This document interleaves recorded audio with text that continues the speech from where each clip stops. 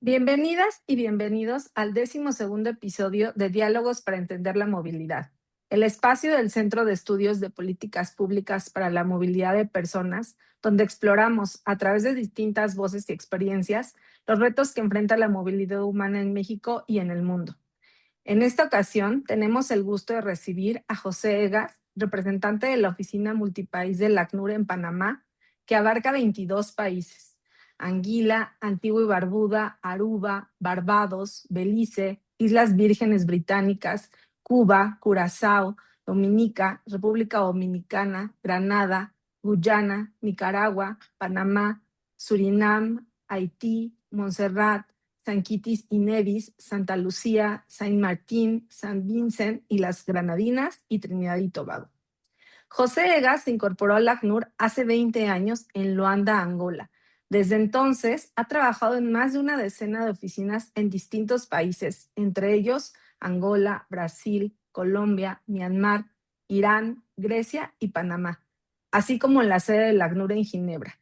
A lo largo de su trayectoria ha desempeñado diversas funciones, entre las que destacan jefaturas de oficina de terreno, responsabilidades en los ámbitos de programas y planificación, administración y recursos humanos, así como en la protección de personas refugiadas y desplazadas internas. También ha participado en procesos de retorno y repatriación, en la gestión de emergencias y ha coordinado y representado al ACNUR en procesos intergerenciales en Naciones Unidas. Asimismo, trabajó en la sección de donantes privados de la organización. Antes de asumir su cargo en Panamá, fue director del programa de transformación de la organización en la sede de Ginebra y previamente se desempeñó como representante del ACNUR en Brasil. Es ciudadano ecuatoriano y brasileño. Posee una licenciatura en Sociología del Desarrollo por la Universidad San Francisco de Quito en Ecuador y por la Kalamazoo College en Estados Unidos, así como una maestría en Estudios de Desarrollo por el Instituto de Estudios Sociales de La Haya. José Egas, representante de la Oficina de Multipaís del ACNUR en Panamá, bienvenido a Diálogos para Entender la Movilidad. Le cedo la palabra a Andrés Ramírez Silva, coordinador general de CEPOM, para dar inicio a esta conversación. Muchas gracias, Lili. Es un gusto tenerte con nosotros, José, y me gustaría empezar la entrevista considerando la responsabilidad y el área geográfica de responsabilidad que tú tienes, preguntándote si puedes darnos, primero que nada, una descripción del panorama general, digamos así, en términos muy generales, de los solicitantes de asilo, refugiados o desplazados forzados internos en el Caribe en general, que son los países que están bajo tu responsabilidad por parte del ACNUR. Si eres tan amable, José. Hola Andrés, muchísimas gracias por la invitación. Es siempre un placer poder colaborar contigo y muchas gracias también a Lili por la introducción, la descripción de mi carrera con el ACNUR. Yo antes de trabajar con el ACNUR hacía desarrollo y ya hace más de 20 años decidí por, eh, por el trabajo humanitario, específicamente con los refugiados. Mira, cuando yo llegué a Panamá hace unos 2 años, el ACNUR había dividido el Caribe eh, entre dos oficinas, la Oficina Multipaís de Panamá y la Oficina Multipaís de Washington. Pero dentro de un análisis sobre el contexto del Caribe, tanto político como logístico, decidimos el año pasado reestructurarlo. Entonces, mi oficina, que inicialmente cubría 9 países, ahora cubre 22, que es básicamente Panamá, Belice, Cuba, Haití, República Dominicana y todas las islas del este y del sur del Caribe. La dinámica de mi oficina multipaís es diversa porque no hay una realidad, hay múltiples realidades. Entonces, si empezamos con Panamá, como tú debes saber, Panamá recibió casi 1 millón de personas en un flujo sur a norte eh, desde el año más o menos 2021, 2022 hasta el año 2024-25, siendo que en el año 2023 pasaron más de 500.000 de personas y en el año 2024 alrededor de 300 y pocas mil personas. La dinámica en Panamá ha cambiado, el flujo sur a norte ha disminuido por dinámicas geopolíticas, por nuevas restricciones tanto en el sur del continente como en Panamá y sobre todo en el norte del continente con actividades para reducir este flujo sur a norte. Y en los últimos años, sobre todo desde el año pasado, hemos visto un cambio y un aumento del flujo norte a sur. Las personas que estaban tratando de llegar hacia Norteamérica ahora están regresando. Solo el año pasado vimos que alrededor de 22.000 personas trataron de regresar a Colombia y a otros países del sur de las Américas vía Panamá. Este año, según datos oficiales, estamos hablando de alrededor de unas 5.000 personas que han tratado de regresar hasta el mes de junio de este año. Aparte de eso, nosotros todavía vemos, no en Panamá, pero en la región del Caribe, un flujo tanto de Venezuela como de ciudadanos colombianos, ecuatorianos y de otros países que están en conflicto, que tratan de buscar protección en el Caribe. Entonces hay un movimiento no tan grande como el venezolano, pero un movimiento de personas que sí han llegado a las islas del Caribe tratando de buscar protección. Y aparte de eso tenemos la situación de Haití, que sería tal vez la crisis del continente más grande en este momento. Sabemos que en Haití estamos hablando de millones de personas que han sido desplazadas internamente, de mucha violencia, desde violencia de género hasta persecución, con conflicto armado donde el gobierno no tiene total control de su territorio y los gangs en Haití tienen gran control de muchas áreas del país.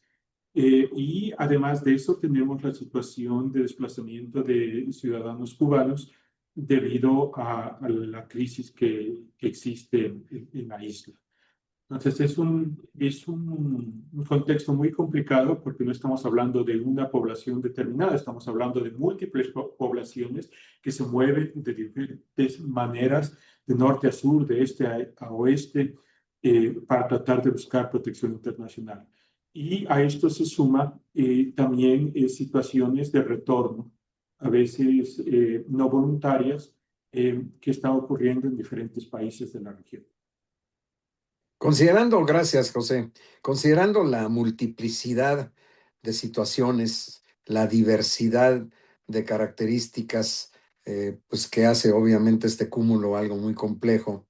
No obstante, pues tú tienes que tener, porque no sería de otra manera posible, algunas prioridades de estos desafíos, algunas principales desafíos, digamos, en esta región bajo tu responsabilidad. Y considerando además que entiendo, aparte de que tú estás basado en Panamá y que al mismo tiempo eres responsable, digamos, directo de la operación de Panamá, también cuentas con algunos representantes en la región. ¿Alguno que sería en Haití, solamente en Haití, o sería otros más? ¿Y cuáles principales desafíos tendrías entonces en esta área? En este momento, todo el trabajo humanitario de desarrollo está pasando por una crisis financiera, una crisis global, no es para el ACNUR, es una crisis que afecta tanto a otras agencias, a las agencias que trabajan en desarrollo y en el aspecto humanitario, pero también a ONGs y a otras organizaciones sociales de la sociedad civil organizada. Cuando yo llegué como representante a Panamá en el año 2024, en los 9 países que cubría, nosotros teníamos oficina en 7 de ellos. Teníamos varias presencias aquí en Panamá, en Belice, en Cuba, en Aruba, que también cubría Curazao, varias oficinas en Guyana, en Surinam y en Trinidad y Tobago. Debido a la crisis, tuvimos que cerrar varias de estas presencias y al mismo tiempo hicimos la reestructuración y pasamos a ser encargados de Haití y República Dominicana también. En este momento, de las presencias que nos quedan, nosotros tenemos oficina aquí en la ciudad de Panamá. Seguimos con nuestra presencia en Belice de una manera reducida. Tenemos un equipo muy pequeño en Cuba, de 2 o 3 personas. Tenemos una oficina en Haití y una oficina en República Dominicana. Entonces serían 5 los países donde tenemos presencia. En relación a proyectos, además de estos 5 países, tenemos algunos proyectos en Trinidad y Tobago y en Aruba. Y con el resto de los países, con los otros serían 15 países, lo que hacemos es tener un trabajo cercano con las oficinas de los coordinadores residentes, con otras agencias hermanas, tener un monitoreo de la situación y sobre todo responder a solicitudes de los gobiernos, porque no sé qué tanto conoce la región, pero son pocos los países en la región que han firmado las convenciones, por ejemplo. Y hay 5 países de la región, entre los 22, que no han firmado ni siquiera la convención del 51 ni la del 67. Y de todos los países de la región, en realidad hay 2 que cuentan con una legislación nacional sobre asilo, que tiene sistemas de determinación de la condición del refugiado, que sería Belice y Panamá. El resto de países, aunque hayan firmado alguno de las convenciones o ambas, no tienen un sistema nacional y en muchas ocasiones solicitan el apoyo de ACNUR hasta para la determinación de las condiciones de refugiados. Y ahí es cuando nosotros actuamos. De la misma manera, en la región existe una de las organizaciones más antiguas regionales, que es CARICOM. Y CARICOM tiene varias subdivisiones, varios departamentos, entre ellos IMPACS, que trabaja con migración, y SEDIMA, que responde a desastres naturales, con los cuales tratamos también de coordinar. Muy bien, muchas gracias. Y estos desafíos tan grandes, pues siendo una región tan multidiversa y que tienen pocas oficinas, porque efectivamente tras la tremenda crisis financiera que está viviendo pues todo el sistema humanitario internacional, incluido obviamente las Naciones Unidas, entonces tú tienes que centrar algunas estrategias principales para poder abarcar este desafío tan enorme con pocos recursos. ¿Cuáles serían tus lineamientos estratégicos más importantes?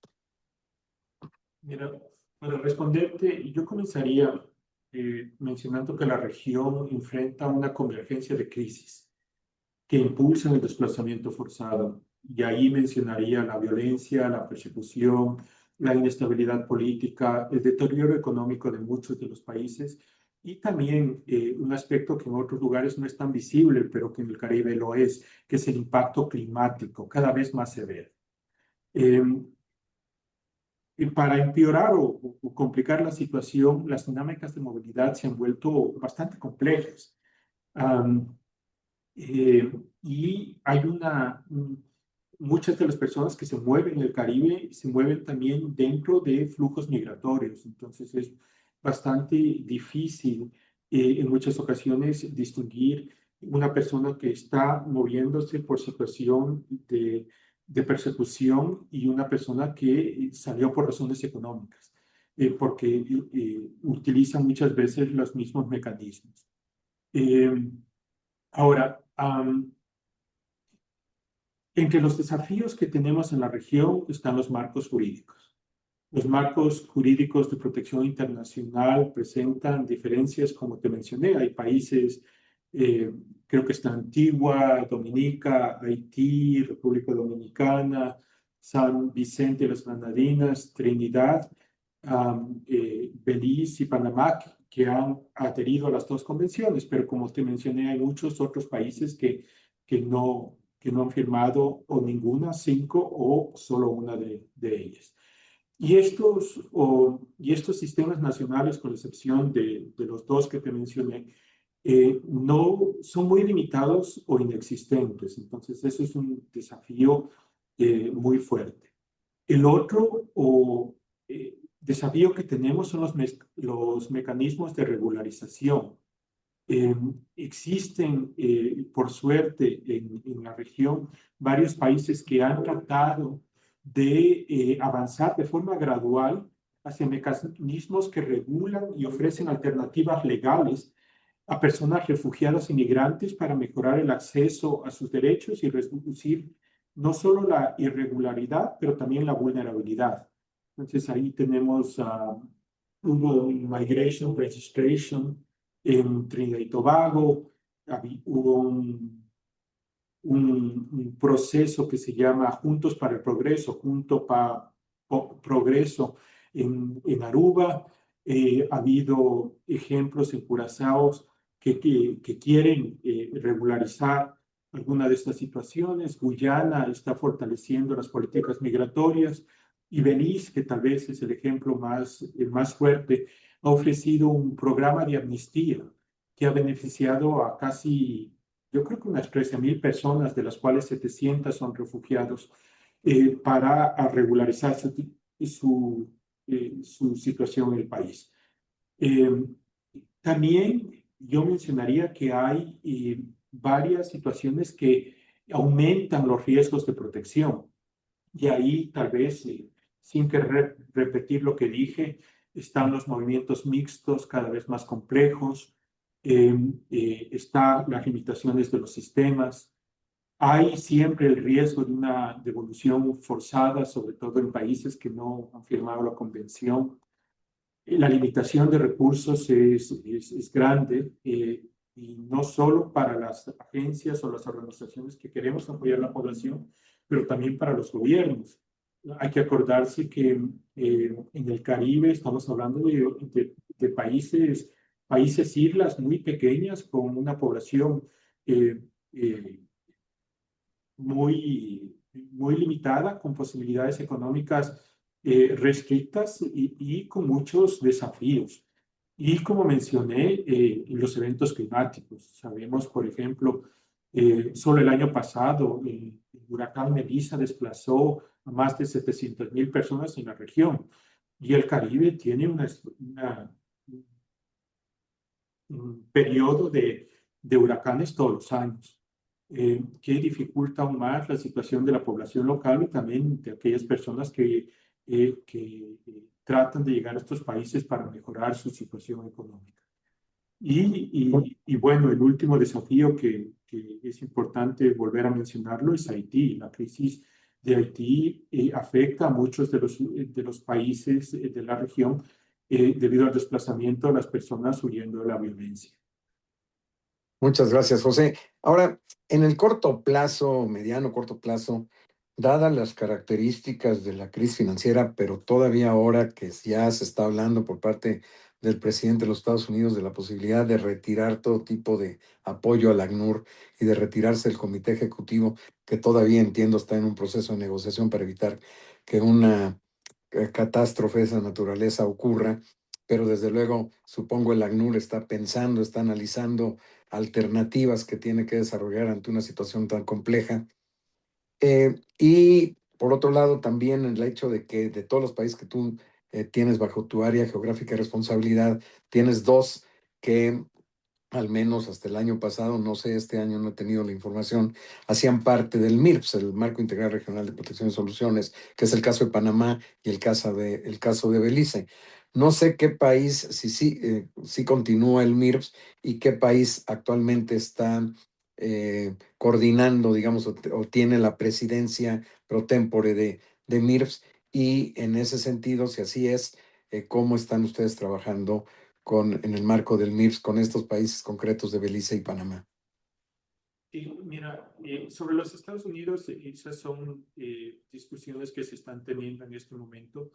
Y nosotros, en mi región, por ejemplo, los Estados Unidos, es en realidad el principal donante. Nosotros tenemos apoyo a pedido de los gobiernos para apoyar diferentes procesos en varios de los países, incluyendo Belice. Entonces, las discusiones que se están teniendo por X o Y razón,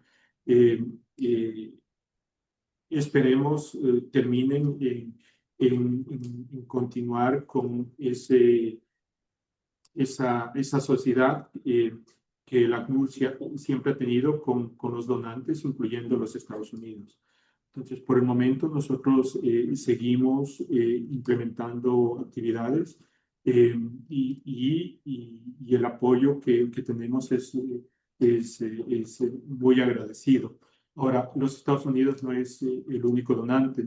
En mi región tenemos apoyo de la Comunidad Europea, ECO, Japón, Canadá y otros países, incluyendo financiamiento privado, que esperamos se siga fortaleciendo.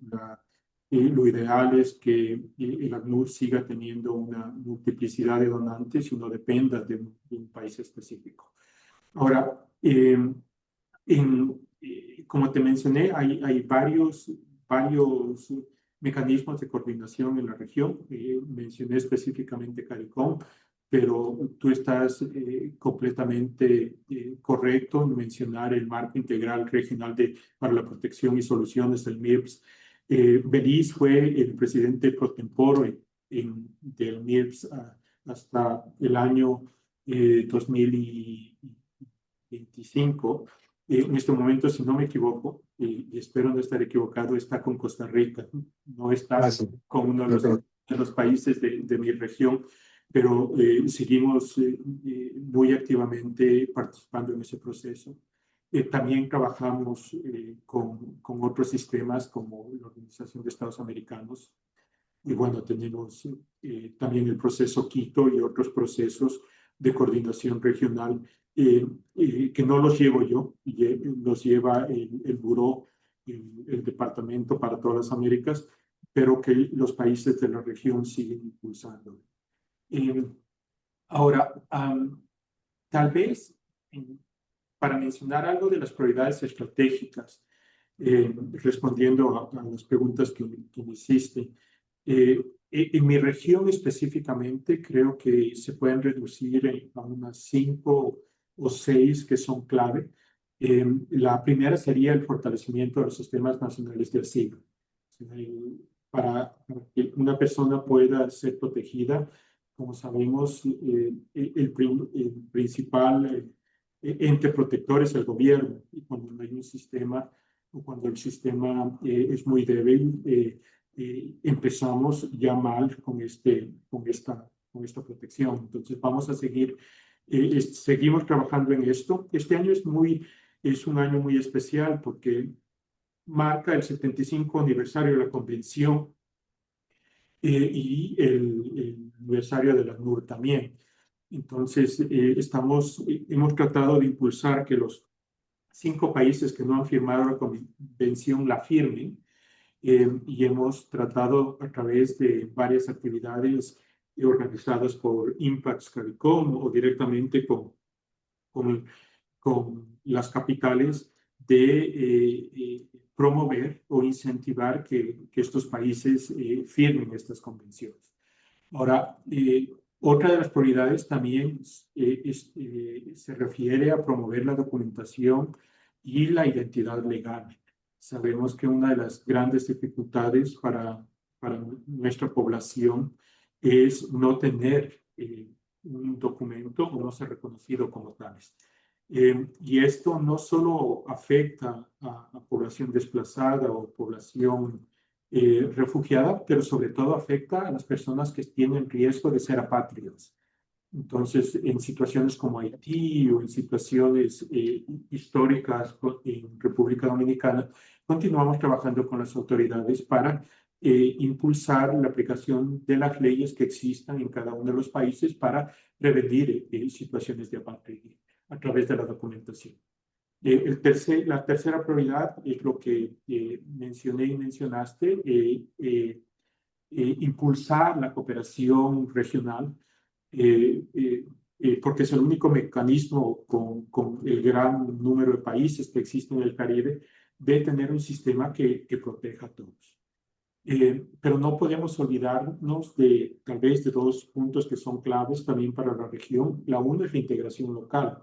Aunque hay limitaciones para la población eh, de cada uno de los países, también existen posibilidades y hay que acordarse que un refugiado, eh, cuando llega y el país le provee de protección internacional, la persona trae muchas calificaciones, muchas experiencias que apoyan a la misma economía. Y un refugiado integrado no es una carga en el país, es una persona que intenta contribuir con la economía y ser un actor activo en la sociedad que lo acoge.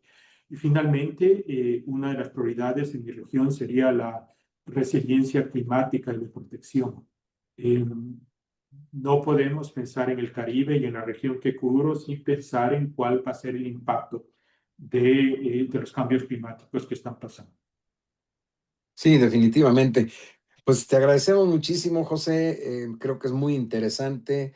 Pues por un lado te felicito y por otro lado sabemos que es una responsabilidad muy, muy fuerte, con mucho trabajo y pues siempre pensando de una forma creativa ante una situación tan compleja y en el marco de una crisis financiera. Si quisieras tú dar algunas últimas palabras o algún mensaje a nuestro auditorio.